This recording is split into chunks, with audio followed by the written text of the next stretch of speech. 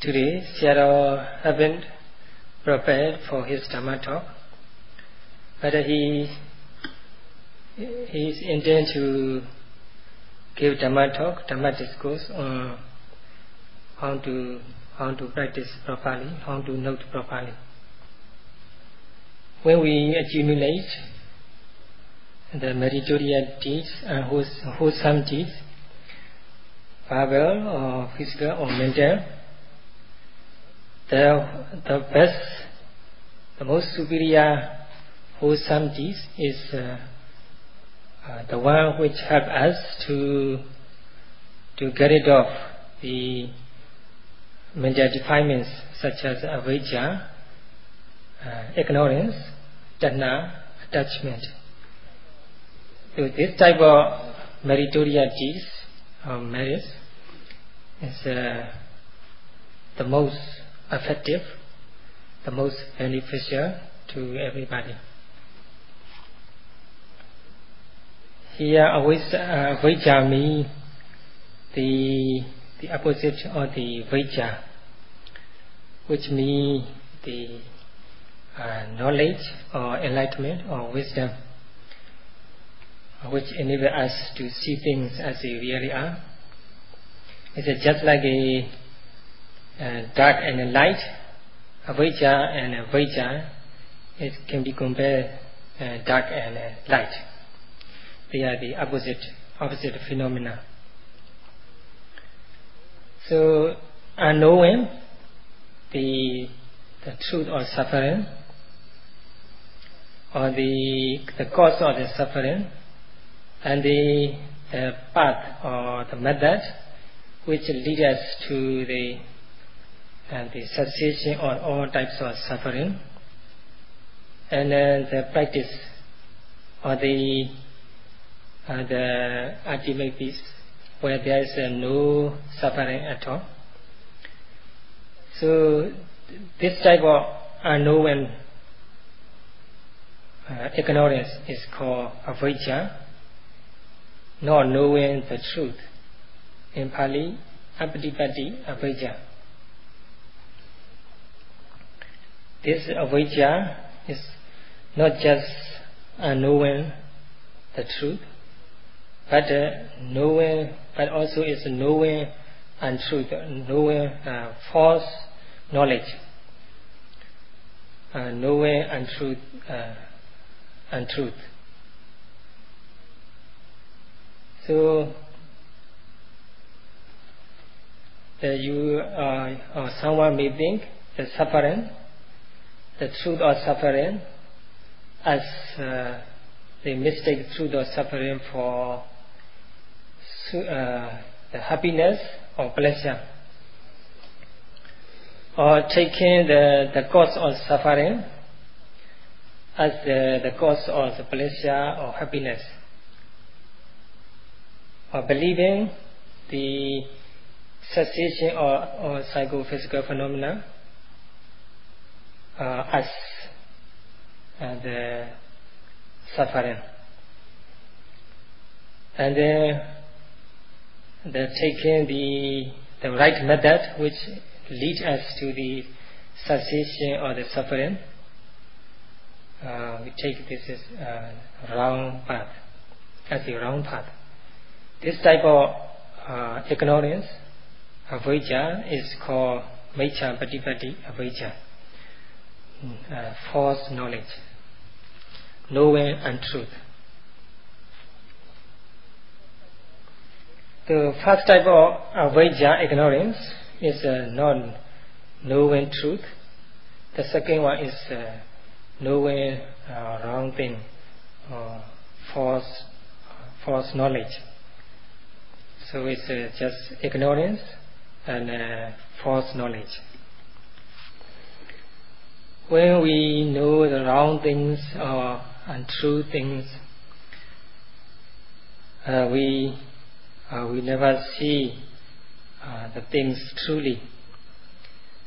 Then in the wake of the ignorance, or in the wake of this type of false knowledge, we are attached to the things,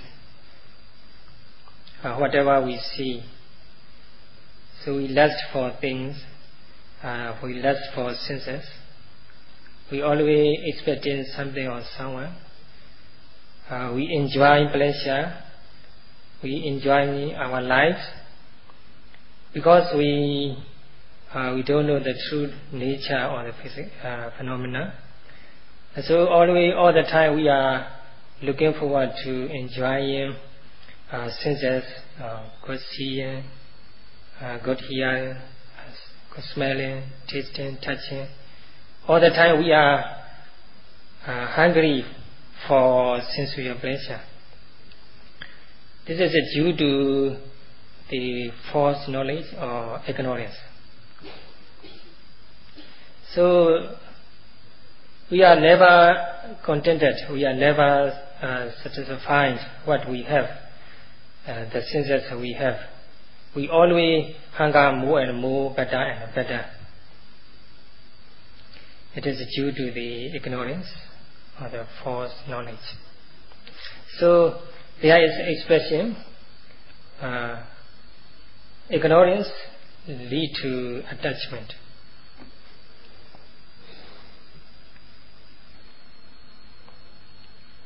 So the ignorance bring about the attachment.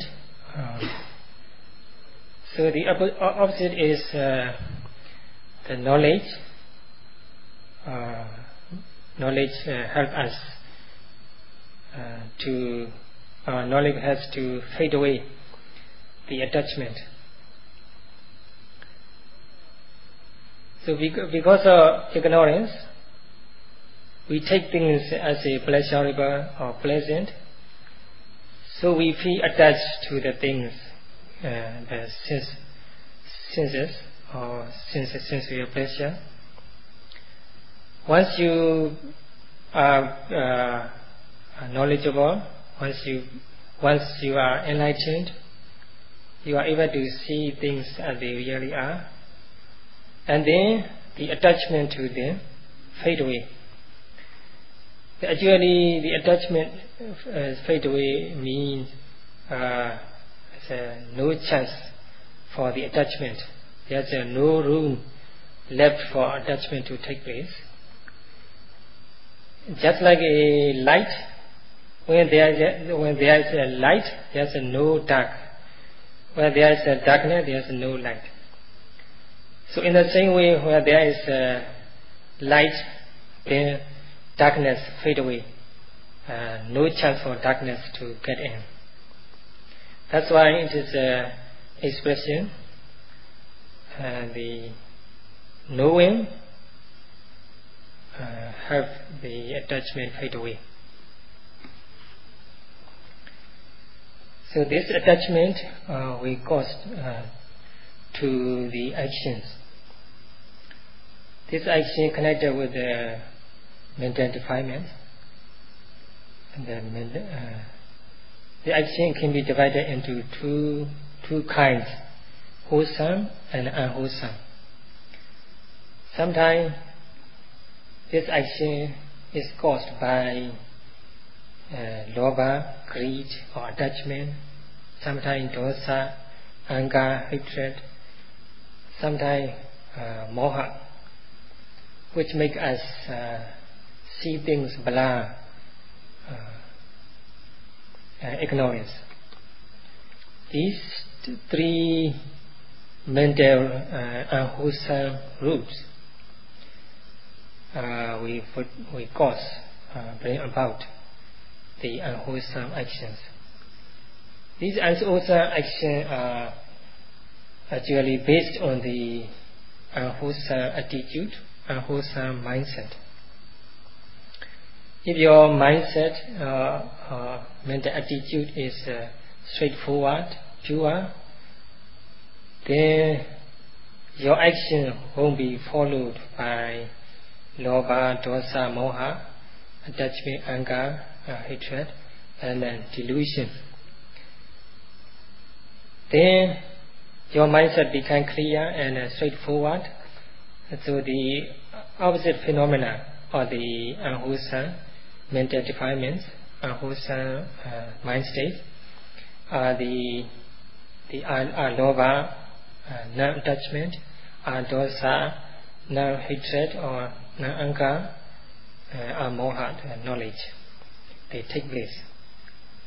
So, wholesome mindset or wholesome mental attitude bring about wholesome deeds and actions. Unwholesome mental attitude, unwholesome mindset cause the unwholesome mental attitude. This is an expression.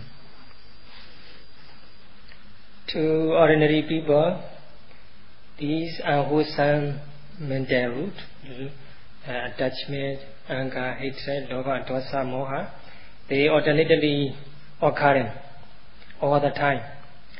Sometimes wholesome root alobha, adosa, amoha, the pure mental state take place.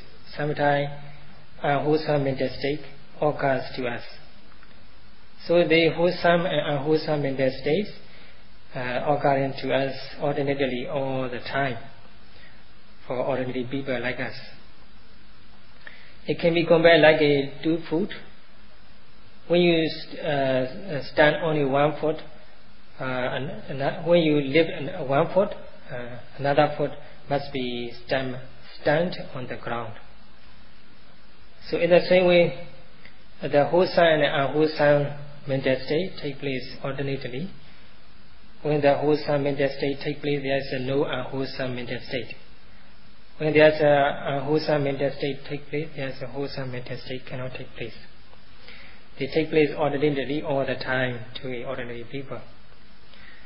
So in this case, there is one mental phenomena which is called chetana, volition, which always encourage us to do things, wholesome or unwholesome. When you do or perform wholesome deeds, this one is always motivate us to do things. This volition all the time encourage us to do things good or bad. So this volition is called karma. It's always driving force behind us when we do something good or bad.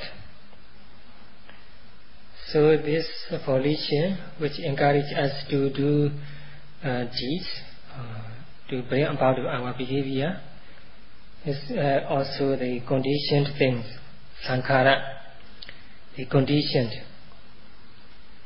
So it is always under the condition. As being the conditioned things, so it is subject to impermanence, as appear and disappear. But although it is disappear, the mental power is quite amazing, incredible. In the Pali literature, in the Patana Pali, there is mentioned the karma paccaya, the cause of the karma. So how the volition serve its function, although it's disappear according to the conditioned things, or according to the being sankhara, conditioned things. So in the Patana, in the karma paccaya, the Buddha says santa nita karma nama, etc.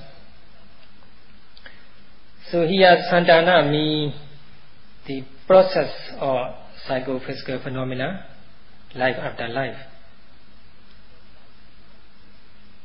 So in this very life we are doing things, we go in here and there, we bending our hand, stretching our hand, going here and there, etc. So many behavior and action we are doing. These are process of the psychophysical phenomena and their interrelation. So this is called santana. So they are all subject to impermanence, So sankhara, conditioned things. So in due course of time they appear and disappear. But although they are disappear, their power or energy still exists as a potentiality remain, not totally disappeared.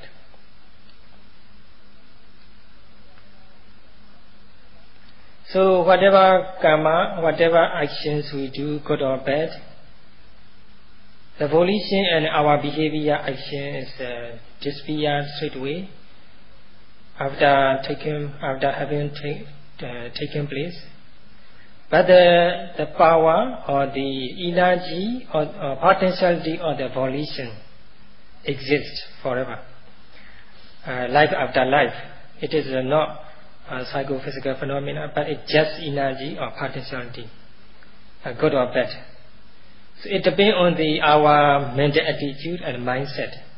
If the mental attitude or mindset is pure or wholesome, the volition, the power or the volition or karma is wholesome.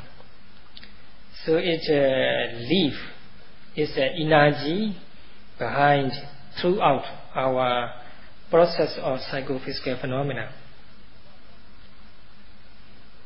It's not like the candlelight. The candlelight may be blown out by the wind, no more at all. But this psychophysical phenomena process, there is a karma volition power is left from life to life, from life to life. This type of karmic energy, karmic power, is called karma sati, the power of the karma volition. The Buddha said.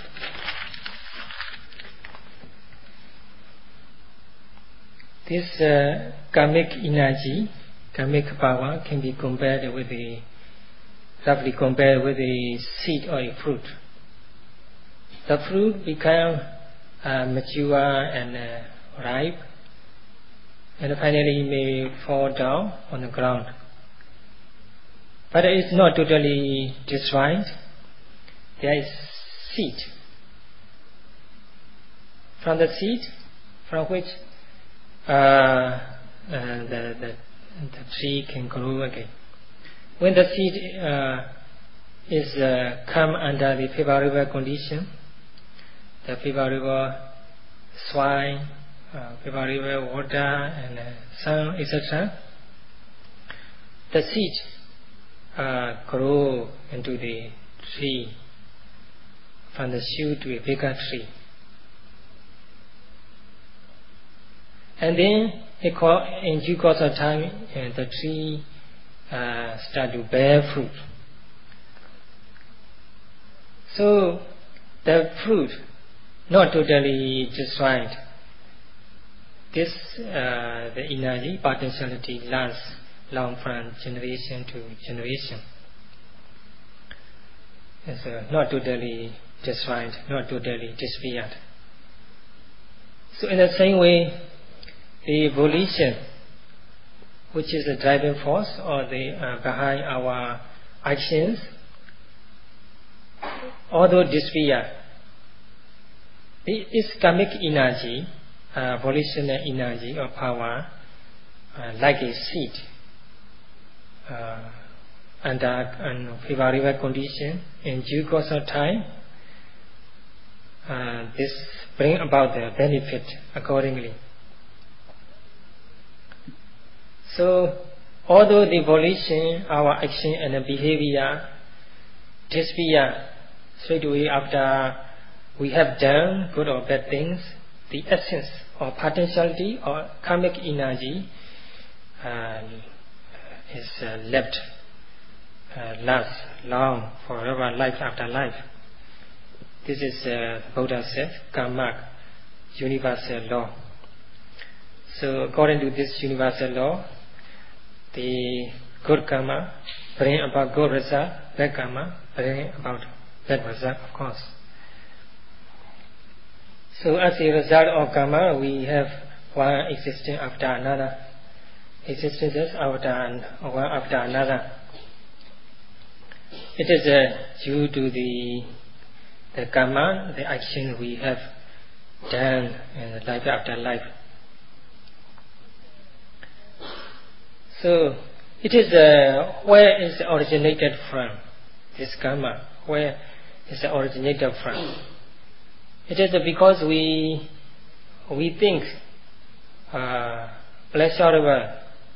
We think the things are pleasurable. So we attach to the things.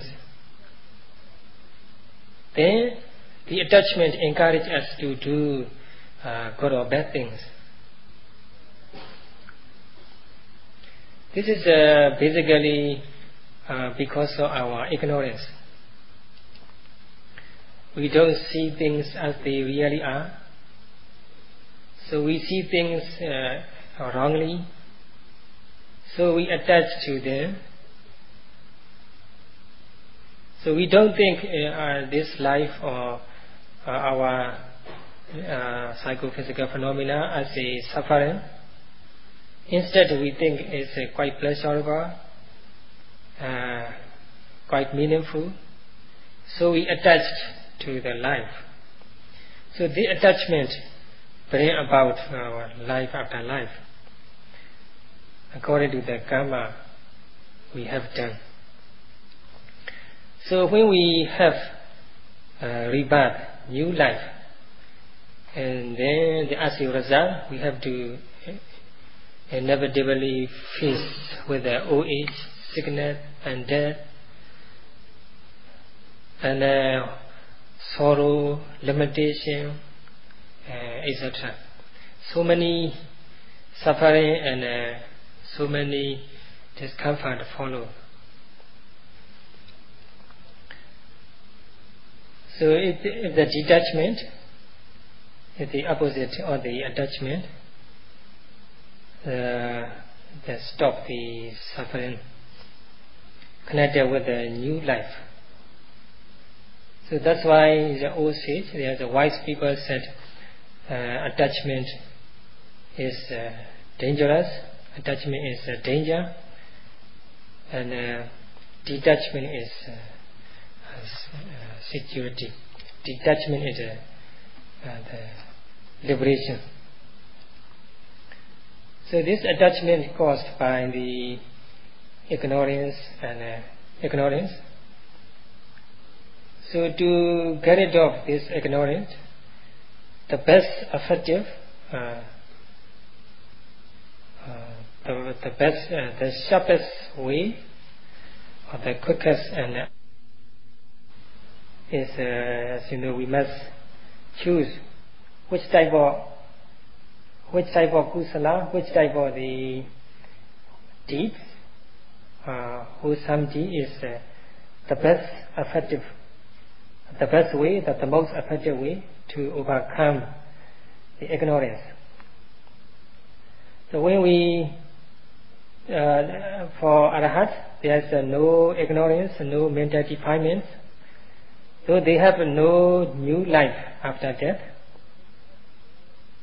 So whatever they do throughout samsara, good or bad, their volition, the karma, they have no chance to cause the result to the Arahat, which is fully liberated. They have no life after death. So as long as we have mental defilement, we cannot overcome to doing good or bad things. So the karma is unavoidable for us as long as we are ordinary people. So we are subject to the karmic energy. We have to yield to the karma. So when this karma require the companion or the mental defilement. So when there is no companion or mental defilement, there is no karma to take place. For Arhat there is no mental defilements, so no more life after death, so there is no chance for karma to take place its result. So as long as we are attached to our lives, and because of ignorance, there's a defilement which is a good front for suffering. Then the suffering is never stop. It's life after life, suffering will follow us. So, not to be attached to life, this knowledge is the most play very important role. So, just as mentioned, so any wholesome deeds which enable, which help us to overcome avijja, tanha, and ignorance and attachment. Among the wholesome deeds, the most effective, the most powerful wholesome deed which help us to overcome avijja and tanha, attachment, ignorance and attachment, is of course satipatthana practice, satipatthana wholesome deed. This satipatthana wholesome deeds is the easiest, the clearest, the simplest, the most certain, the surest, and then most effective. Then it is very important to know how to practice satipatthana correctly. If you don't know the correct method or the satipatthana practice, there's no way for you to see things as they really are. So the psychophysical phenomena taken and appear and disappear, taken and passing away in our mental and physical process in our life. So we need to know what we need to learn, what we need to know through our mental and physical process in our life. This is the first things we have to learn. What we have to know regarding our mental and physical phenomena. The second thing is what type of phenomena in our body which is taking place and passing away. In terms of the literature, it's dukkha satya, the truth of suffering. The psychophysical phenomena are subject to the suffering. So, as a second thing, we have to get rid of ignorance or unknowing on these psychophysical phenomena arising and passing away in our life. So there is two things we have to overcome, we have to remove. This is unknowing or the right method, and unknowing or the truth, the psychophysical phenomena which really exist. If you get rid of these two types of the ignorance and knowing, then the knowledge, two types of knowledge, the opposite of the unknowing, ignorance take place. So the unknowing the truth practice, it can be removed by learning. To get rid of, to remove the unknowing, the true practice, correct practice, you have to learn by listening to the Dhamma or discussing with the suitable people or by reading the suitable books. So either way, you have to learn how to practice properly, correctly. For example, suppose sila, how to keep our behavior pure and free from mental defilements.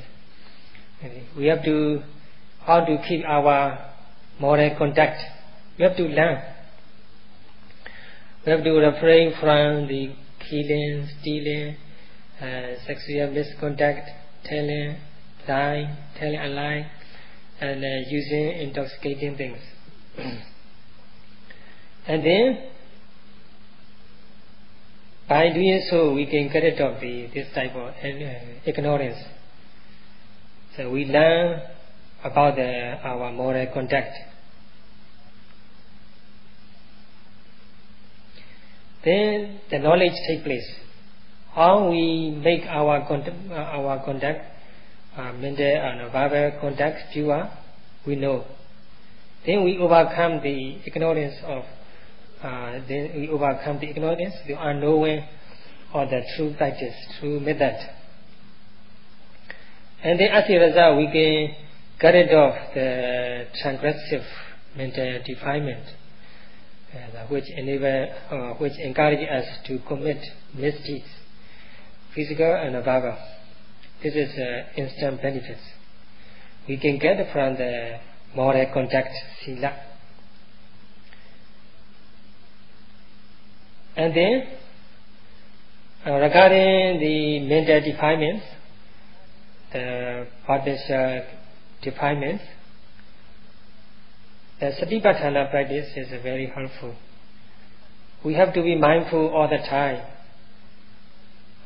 Whatever mental or physical or emotional objects occur to us, we have to be mindful of the object. We have to be aware of the objects as they are. When the mindfulness becomes strong or powerful, then our mind becomes peaceful and calm, away from the mental defilements. And then our mind is civilized, tamed, polite and gentle when the mental defilements are away.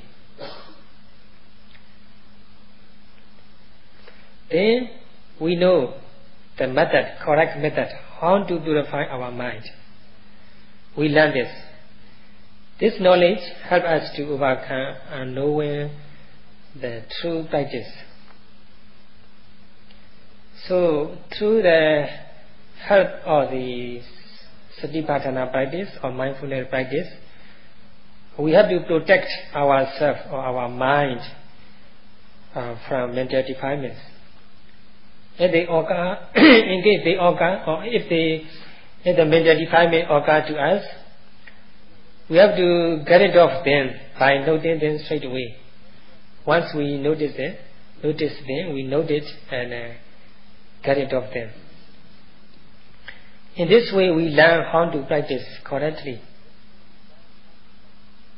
And then we need to root out the potentiality of mental defilements through the Vipassana practice.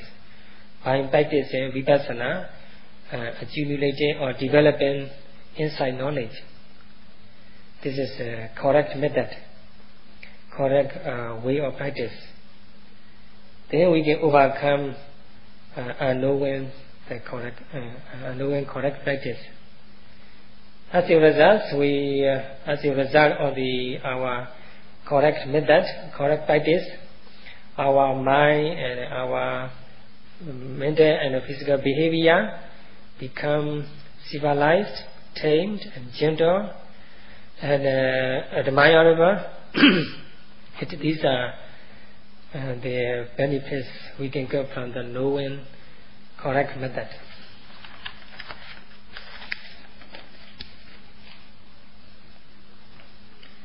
So the method, the practice which enables us to get rid of the mental defilements in any form, the gross form or the subtle form or any form, is a correct method, of course. When we learn correctly, there is no chance for the ignorance or the stupidity or delusion. But actually, just knowing the method is not enough. We have to put it into practice. So we have to see what really happening to us, what really appearing and disappearing to us all the time.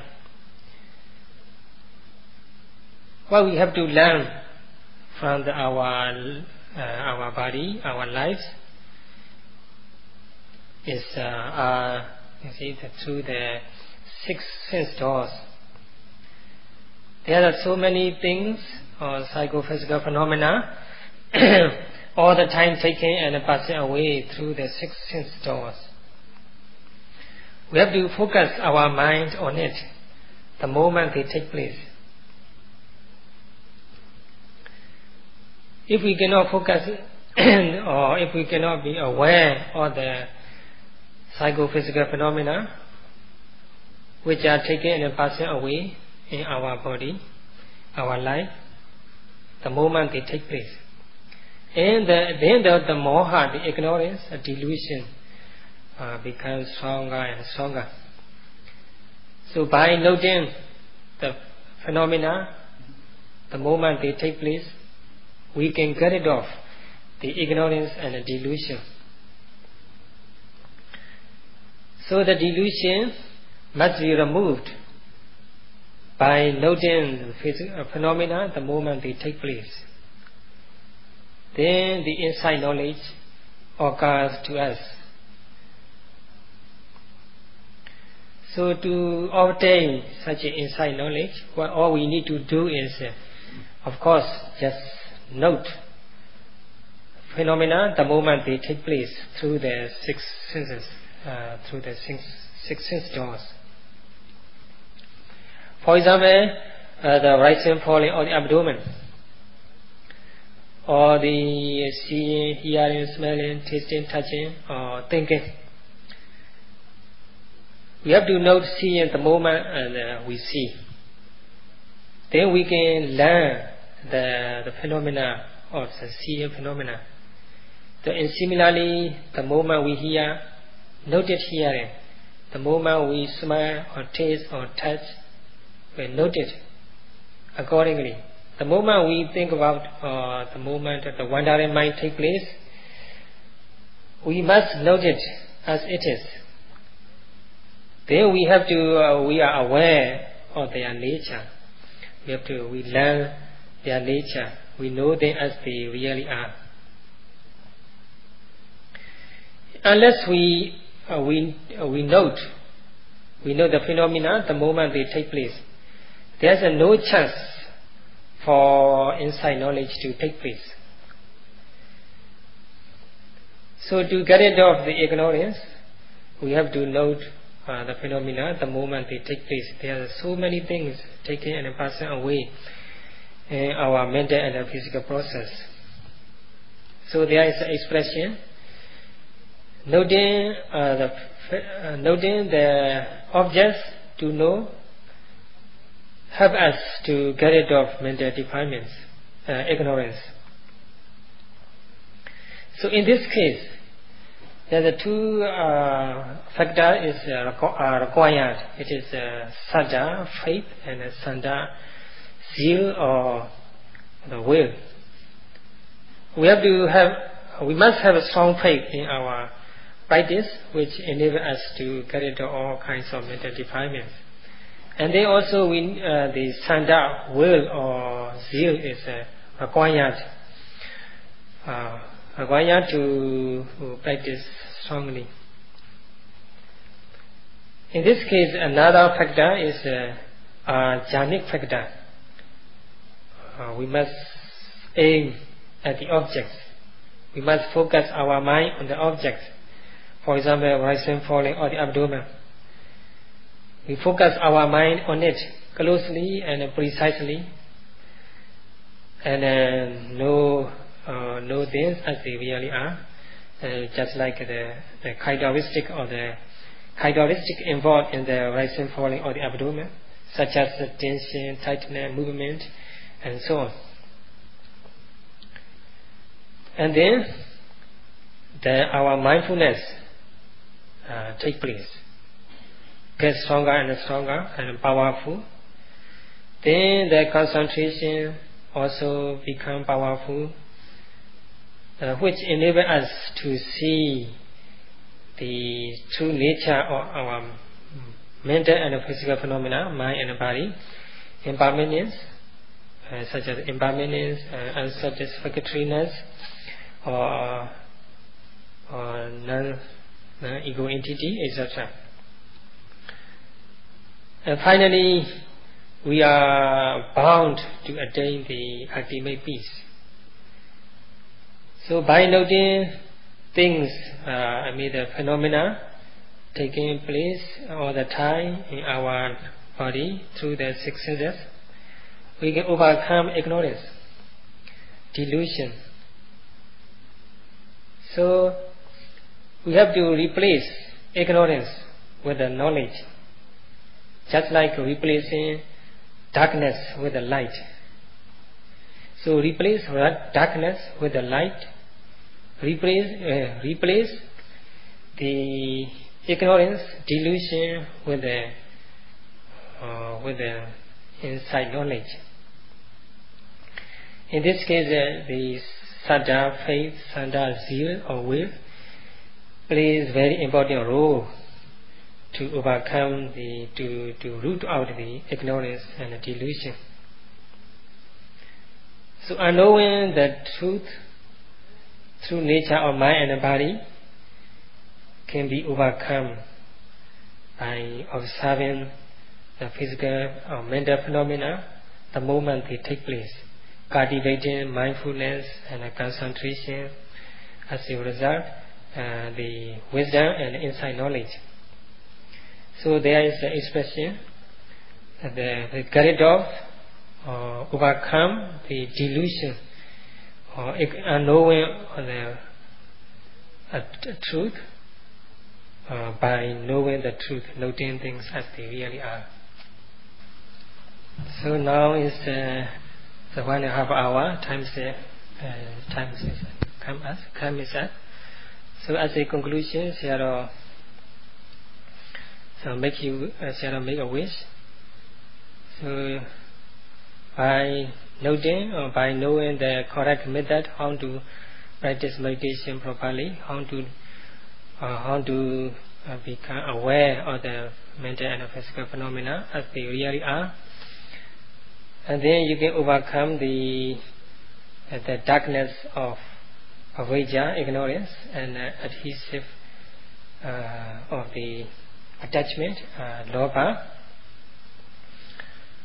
And then through the intensive practice, make wish, may you be able to overcome the ignorance and delusion and attachment through the intensive practice until you obtain the ultimate peace or nibbana. Sadhu, sadhu, sadhu, sadhu, sadhu, sadhu, sadhu, sadhu.